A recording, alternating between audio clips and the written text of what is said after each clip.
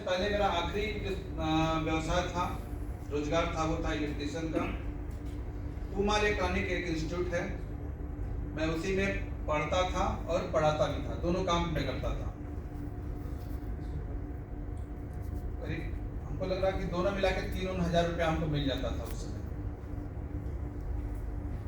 और शादी हो गई थी, एक ही बेटी थी अभी।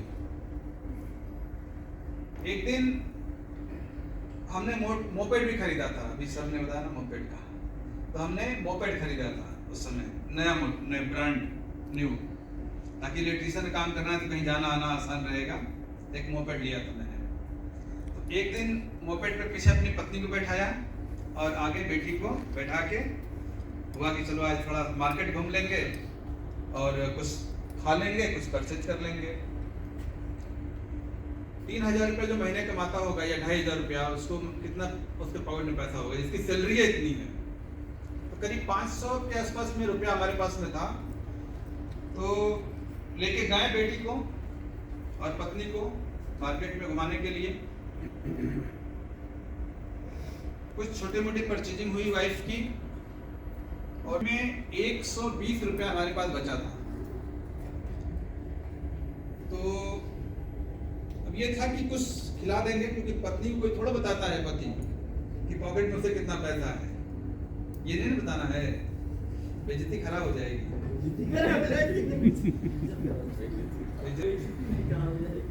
तो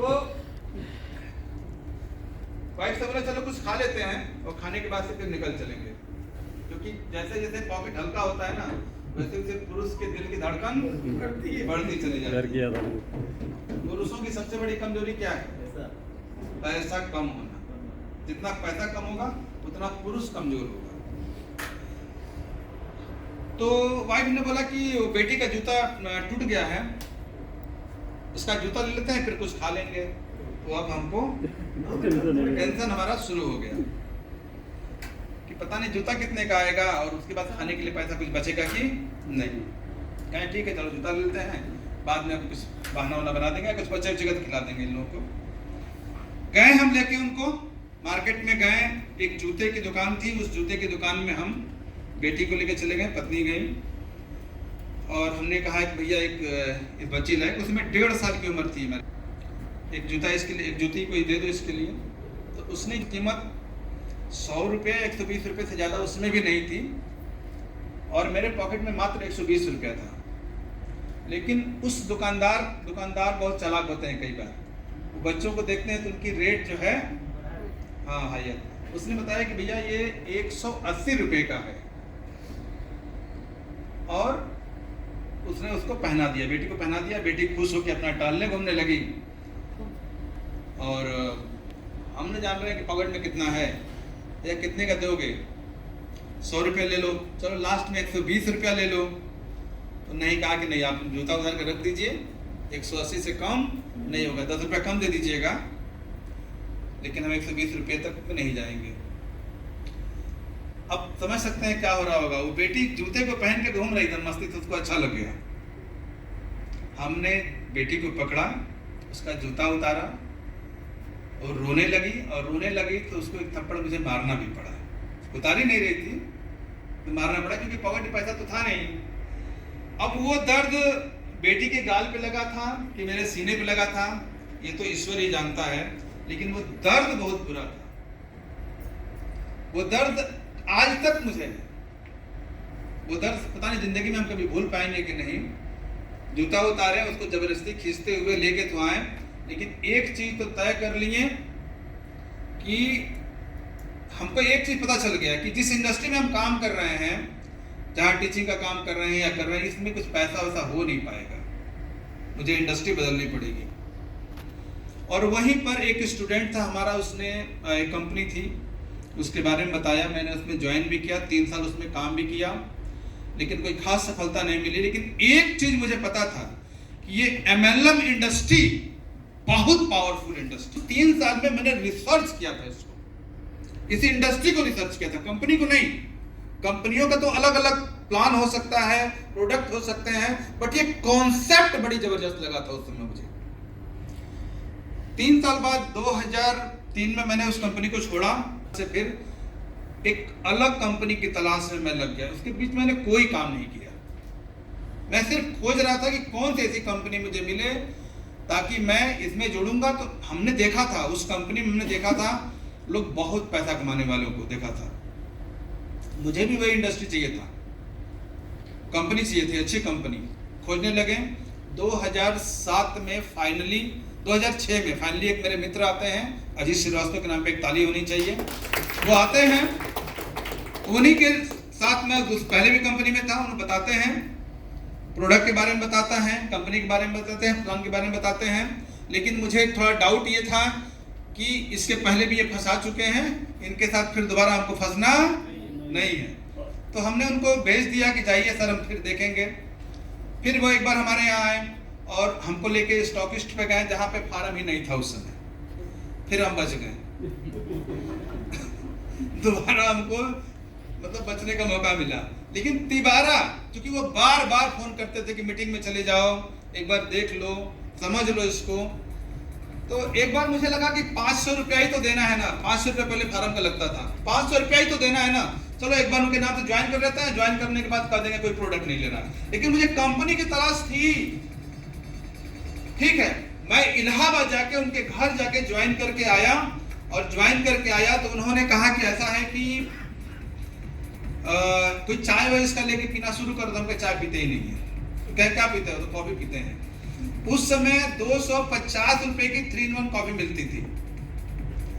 हम कहे ठीक है चलिए कॉफी ले लेते हैं, वो रेडी टू यूज कॉफी थी। पीना शुरू किए, उसका रिफ्लेक्शन आया, हमने समझा, करना शुरू किया।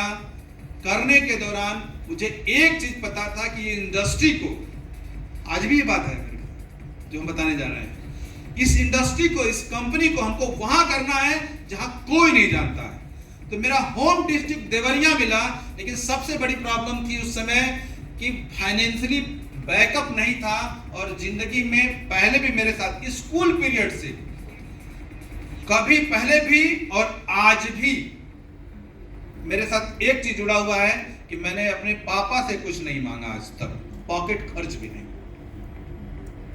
मम्मी से 100-50 रुपए मांग लेते थे, लेकिन पापा से कभी नहीं मांगा मैंने, और आज भी उनसे नहीं मांगते हैं। और जब जो अपने पापा से नहीं मांग सकता है, आपको क्या लग रहा है किसी और से मांगता होगा? नहीं। तो नहीं मांगने की वजह से भी बहुत दुर्दशा हुई। देवरिया आए, नया शहर था, काम शुरू किए, बहुत सारी दिक्कतें आती थी। कई बार तो ऐसा भी होता था कि मोटरसाइकिल लेके जाते थे, स्टेशन पे रुकना पड़ता था।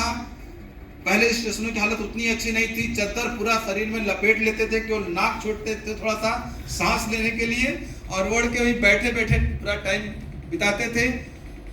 ऐसे ऐसे कर करके फिर दिन में हम काम करते थे, फिर रात में किसी को पता नहीं चलता था, किसी को मैं बताता ही नहीं था। और अपने रिलेटिव के यहाँ भी मैं नहीं जाता, किसी रिश्तेदार के यहाँ भी मैं नहीं जाता था, क्योंकि मैं अगर उस समय गया होता तो आज वही रिश्तेदार मेरा कहता कि मनोज गुप्ता आज इस पोजीशन पर अगर पहुंचे हैं तो शुरुआत में तो मेरे यहाँ से ही तो खा पी के, या हम ही तो शरण दिए थे इनको, इसलिए मैं किसी रिश्तेदार के नहीं गया। कई बार ऐसा समय भी आया कि एक हफ्ते तक मेरी मोटरसाइकिल में पेट्रोल नहीं रहता था, तो हम क्या करते थे, पैदल निकल जाते थे और देखते थे कि कहाँ एक अच्छा आदमी किस चाय की दुकान में बैठा हुआ है। कई बार तो कोरियर तक में जाके हमने लोगों को देखा कि एक आदमी बड़ा बढ़िया कोरियर में बैठा हुआ है, हम उसके पास में पहुंच गए, भैया यहाँ से दिल्ली तक का कोरियर का कितना पैसा लगता है, और उनसे फिर बगल वाले से बात करके कोई LIC एजेंट, उनको हमने ज्वाइनिंग भी करा दिया। ऐसे ऐसे कर करके मेरे देवरिया की सारी ज्वाइनिंग फ्रेश है, जिन्हें मैं कतई नहीं जानता था। और करते करते बहुत सारी सिचुएशंस आई, घरेलू प्रॉब्लम्स आई, घर में भी देवरिया रहना शुरू किए तो घर के गांव के लोग जो हमारे थे वो घर में शिकायत भी हमारे कर देते थे मम्मी से कि वो अकेले वहां क्या कर रहा है। बाप उसके देवरिया छोटी जगह से बनारस बड़ी जगह पहुंचा दिए, वो फिर देवरिया क्या करने के लिए आ गया। शिकायत करते थे कुछ गलत तो रास्ते पे तो नहीं आ गया है, कोई और प्रॉब्लम तो नहीं है उसके साथ, जरा देखो। तो एक बार मेरे मम्मी पापा हमको चेक करने के लिए आए थे कि देवरिया में जहाँ रहता है वहां कुछ गड़बड़ तो नहीं है ना। वो आके देखा, उन्होंने मेरी व्यवस्था देखा, मेरा काम देखा, उनको समझ में एक ही बात आया कि इसको कुछ हासिल है कि नहीं है ये तो इम्पोर्टेंट नहीं है, लेकिन ये कर कुछ जरूर रहा है। और वो पावर, जब उनका जो विश्वास हमारे ऊपर आ गया, वही यहाँ पर पावर बना। और आज रिजल्ट आपके सामने है। डिएक्शन ने हमारी जिंदगी बदली है, आप सबकी जिंदगी बदलेगी डिएक्शन में, अगर आप लगातार बने रहे तो। Thank you very much. Thank you Manoj ji. Rafiq sir, आपसे भी मैं रिक्वेस्ट करूंगा कि आप अपना फीडबैक जरूर शेयर कीजिए sir, please. Big round of applause for the hero.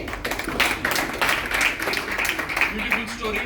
Of course, story थोड़ा लंबा था, okay? यहाँ पे उनको थोड़ा कट शॉर्ट करना बहुत ज़रूरी है, but your story is very powerful. आपने जो जब तक वो बच्चे का साथ थे, वो आपका दिल में जो तमाचा लगा, okay? वहाँ तक वो बहुत टचिंग था, okay? वहाँ से आपको थोड़ा रिफाइन करना है। It's a beautiful story, yeah, because you are a real successful person. 4.5 lakh, it's not a joke. कहाँ एक इलेक्ट्रिशियन वहाँ से यहाँ तक आना, it's not a joke. आज इनका टीम इतना बड़ा है, you know, यहाँ पे यूपी में अगर